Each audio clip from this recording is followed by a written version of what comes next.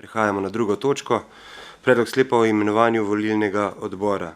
Predlog sklepa je objavljen v gradivu za volilni zbor. Dodatno gradivo, amandma predlagatelja sklepa ste članice in člani sveta prejeli na volilnem zboru. Predlagatelj župan, poročevalka pa Kristina Zabavnik. Izvoli, Kristina. Hvala za besedo.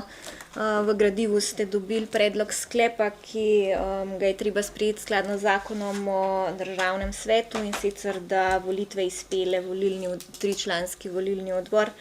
Glede na to, da je naknadno prišlo do tega, da je gospa Slapnik opravičila odsotnost, smo pa pripravili še amandmano. Tako da to je to. Hvala. Hvala. Odpiram razpravo svetniške skupine. Svetnice, svetniki? Ne. Prehajamo na amandmaje. Amandma predlagatelja sklepa bo predstavila Kristina Zabavnik. Izvoli, Kristina.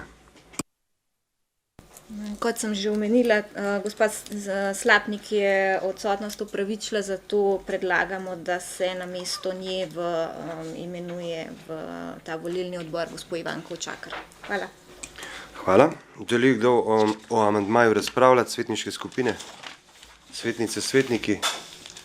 Ne. Zaključujem razpravo. Glasovali bomo o predlaganem amandmaju. Občinski svet občine Kamnik sprejme amandma k predlogu sklepa o imenovanju volilnega odbora, ki se glasi: v sklepu o imenovanju volilnega odbora se članica Cvetka Slapnik nadomesti z Ivanko Čakar. Glasujemo. Glasovanje poteka.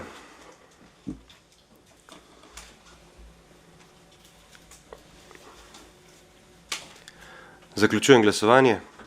Za je glasovalo 26 svetnic in svetnikov, proti nihče. Ugotavljam, da je amandma sprejet, in glasujemo še o predlaganem sklepu. Občinski svet občine Kamnik sprejme sklep o imenovanju volilnega odbora. Glasujemo. Glasovanje poteka.